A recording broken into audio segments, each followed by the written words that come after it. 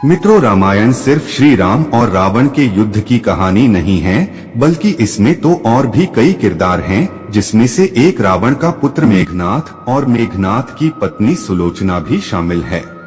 मित्रों, मेघनाथ का नाम इंद्रजीत था। दोनों नाम उसको पराक्रम और बहादुरी के लिए दिए गए थे। जब उसने जन्म लिया तो वह बाकी बच्चों की तरह रोया नहीं, बल्कि शेर की तरह दहाड़ा था। उसने स्वयं ब्रह्मा जी से वरदान लिया था कि वह किसी भी युद्ध में जाने से पहले अगर अपनी कुल देवी निक्को भल्ला के मंदिर में जाकर यज्ञ पूर्ण करेगा तो उसे युद्ध में कोई नहीं हरा पाएगा। वो एक ऐसा महारथी था जिसने स्वयं नारायण रूपी श्री राम और लक्ष्मण को अपने नागपाश अस्त्र में बांधकर शत्रु सेना में हाहाकार मचा दिया था। जी हाँ मित्रों, हम बात कर रहे हैं इंद्र पर जीत पाने वाले इंद्रजीत की, यानी कि मेघनाथ की। मित्रों, यह तो हम सभी जानते हैं कि राम और रावण के बीच युद्ध में लक्ष्मण ने मेघनाथ का वध किया था। लक्ष्मण ने अपने बाण से मेघनाथ का सिर धड़ से अलग कर दिया था, लेकिन सुलोचना के सतत्व में इतनी ताकत थी कि मेघनाथ का कटा हुआ सिर भी जोर जोर से हंसने लगा था। मित्रों, क्या है सुलोचना और मेघनाथ की पूरी कहानी? अगर आप जानना चाहते हैं तो इस वीडियो को हमारे साथ अंत तक जरूर देखिएगा। तो नमस्कार मित्रों, स्वागत है आपका आज के इस नए वीडियो पर एक बार फिर। मित्रों, ऋषि विश्वश्रवा ने 2 विवाह किया था। पहली पत्नी इला विदा से श्री विश्वश्रवा को पुत्र के रूप में कुबेर की प्राप्ति हुई थी और दूसरी पत्नी कैकसी से रावण, कुंभकर्ण, विभीषण और शूर्पणखा का जन्म हुआ था। इसमें रावण का विवाह मंदोदरी से हुआ था। मंदोदरी अप्सरा हेमा की पुत्री थी और महर्षि कश्यप के पुत्र मायासुर ने उन्हें गोद लिया था। मंदोदरी से रावण को जो पुत्र मिले उनके नाम मेघनाथ, महोदर, प्रहस्त्र, विरूपाक्ष और भीमक वीर थे। इनमें से मेघनाथ रावण और मंदोदरी का सबसे ज्येष्ठ पुत्र था। मेघनाथ के बारे में कहा जाता है कि वह महाबलशाली और महाप्रतापी योद्धा था। मेघनाथ के जन्म के समय रावण चाहता था कि उसका होने वाला पुत्र तेजस्वी और पराक्रमी होने के साथ साथ अमर भी हो। इसलिए मेघनाथ के जन्म के समय रावण ने सभी ग्रहों को अपने पुत्र की जन्म कुंडली के 11वें स्थान यानी लाभ स्थान पर रख दिया था। परंतु रावण की दुष्ट बुद्धि से परिचित शनिदेव ने अंतिम समय में अपनी चाल बदल ली और वे 11वें स्थान से 12वें स्थान पर आ गए, जिससे मेघनाथ अमर नहीं हो पाया। इस बात से क्रोधित रावण ने शनिदेव को अपनी लंका में कैद कर लिया था।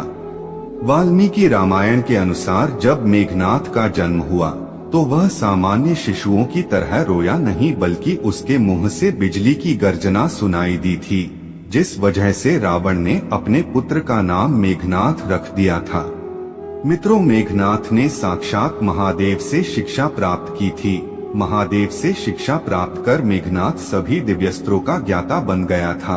अपने किशोरावस्था में मेघनाथ ने अपनी कुलदेवी प्रत्यांगिरा के मंदिर में गुरु शुक्राचार्य से शिक्षा लेकर कई सिद्धियां प्राप्त कर ली थी और जब मेघनाथ युवावस्था में पहुंचा तो उसने कठिन तपस्या के बल पर संसार के 3 सबसे घातक अस्त्र ब्रह्मास्त्र, पशुपास्त्र और वैष्णव अस्त्र प्राप्त कर लिए थे। एक बार मेघनाथ ने अपने पराक्रम से देवताओं के राजा इंद्र को परास्त करके उन्हें बंधक बना लिया था। मेघनाथ की वीरता को देखकर ब्रह्मा जी ने मेघनाथ का नाम इंद्रजीत रख दिया था। बंधक इंद्र को छुड़ाने के लिए जब ब्रह्मा ने मेघनाथ को आज्ञा दी तो मेघनाथ ने इंद्र को बंधन मुक्त कर दिया। इस पर ब्रह्मा जी ने प्रसन्न होकर मेघनाथ को मनचाहा वरदान मांगने को कहा।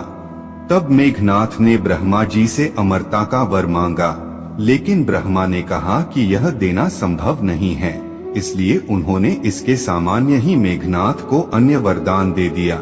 इस वरदान के मुताबिक कुलदेवी प्रत्यांगिरा के यज्ञ के दौरान मेघनाथ को स्वयं त्रिदेव भी नहीं हरा सकते थे और न ही उसे मार सकते थे। मेघनाथ एक पितृभक्त पुत्र था, इसलिए जानते हुए भी कि राम स्वयं श्री हरि विष्णु के अवतार हैं, फिर भी मेघनाथ ने अपने पिता का साथ नहीं छोड़ा। यहाँ तक कि जब उसकी माँ मंदोदरी ने उसे समझाते हुए कहा कि इंसान मुक्ति के मार्ग पर अकेले ही जाता है, तब मेघनाथ ने अपनी माता से कहा कि अगर पिता को ठुकराकर मुझे स्वर्ग भी मिले तो उस स्वर्ग को भी मैं ठुकरा दूंगा। मेघनाथ का विवाह सुलोचना से हुआ था। सुलोचना रामायण की एक ऐसी पतिव्रता और सती नारी थी जिसके गुण सीता और मंदोदरी से कम नहीं थे। सुलोचना का विवाह राक्षस कुल में जरूर हुआ था, लेकिन उसमें सभी गुण दैवीय प्रकृति के थे। जब राम रावण के युद्ध में रावण का भाई कुंभकर्ण मारा गया, तब रावण अपने पुत्र मेघनाथ को मैदान में उतारता है। मेघनाथ युद्ध में उतरते ही सुग्रीव और उसकी सेना पर भारी पड़ने लगता है।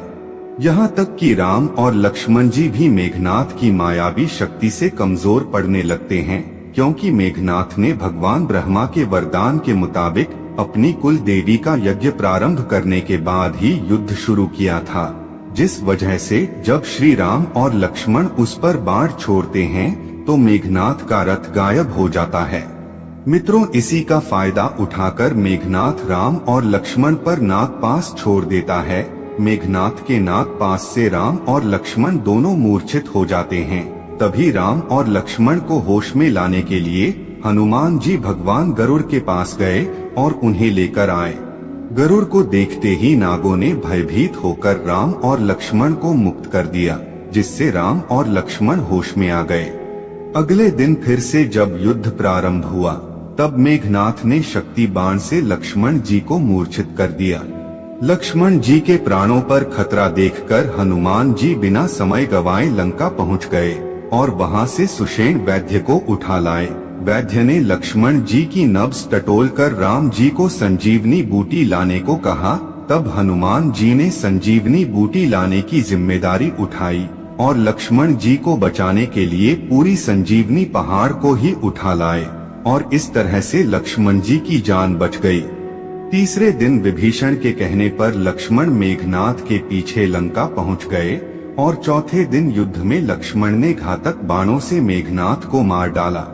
कहा जाता है कि प्रभु श्री राम ने लक्ष्मण को पहले ही आगाह कर दिया था कि मेघनाथ की पत्नी एक पतिव्रता स्त्री है। ऐसे में मेघनाथ का सर नीचे जमीन पर नहीं गिरना चाहिए।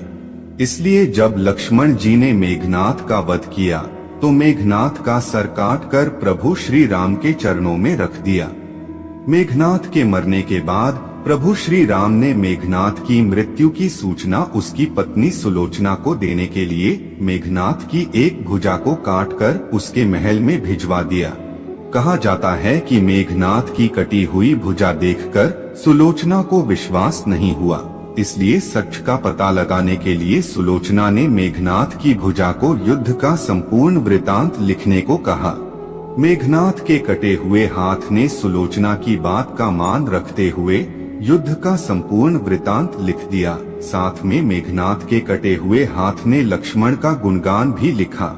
युद्ध की सारी घटना को पढ़ने के बाद सुलोचना विलाप करते हुए मेघनाथ का कटा हुआ हाथ लेकर रावण के पास पहुंच गई और उससे अपने पति का सर मांगते हुए बोली, हे लंका नरेश, मेरे पति अब इस दुनिया में नहीं रहे, आप मुझे मेरे पति का सर दे दीजिए, मैं उनके साथ सती होना चाहती हूँ। तब रावण ने कहा, पुत्री 4 घड़ी प्रतीक्षा करो, मैं मेघनाथ का सर शत्रु के सर के साथ लेकर आऊंगा। लेकिन सुलोचना को रावण की बात पर विश्वास नहीं हुआ, इसलिए वह मंदोदरी के पास पहुंची। तब मंदोदरी ने सुलोचना को सलाह देते हुए कहा कि तुम राम के पास जाओ, वह बहुत दयालु हैं, वह तुम्हारी इच्छा जरूर पूरी करेंगे। मंदोदरी की बात मानकर सुलोचना राम के पास पहुंच गई और अपना परिचय देते हुए बोली, हे प्रभु श्री राम, मैं आपकी शरण में आई हूँ, कृपा करके मेरे पति का सर मुझे लौटा दे ताकि मैं सती हो सकूं। सुलोचना की ऐसी हालत देखकर प्रभु श्री राम दुखी हो गए। उन्होंने सुलोचना से कहा, हे देवी, मैं आपके पति का सर आपको लौटा दूंगा, लेकिन कृपा करके आप मुझे ये बताइए कि आपको युद्ध का सारा वृतांत कैसे पता चला। तब सुलोचना ने बताया कि किस तरह उसके पति के कटे हुए हाथ ने युद्ध का सारा वृतांत लिख बताया था। हालांकि सुलोचना की बात पर सुग्रीव को यकीन नहीं होता है, लेकिन प्रभु श्री राम को सुलोचना पर पूरा यकीन था। इसलिए वह सुलोचना से कहते हैं कि हे देवी, मुझसे आपका दुख देखा नहीं जा रहा है, मैं अभी आपके पति को जीवित कर देता हूँ।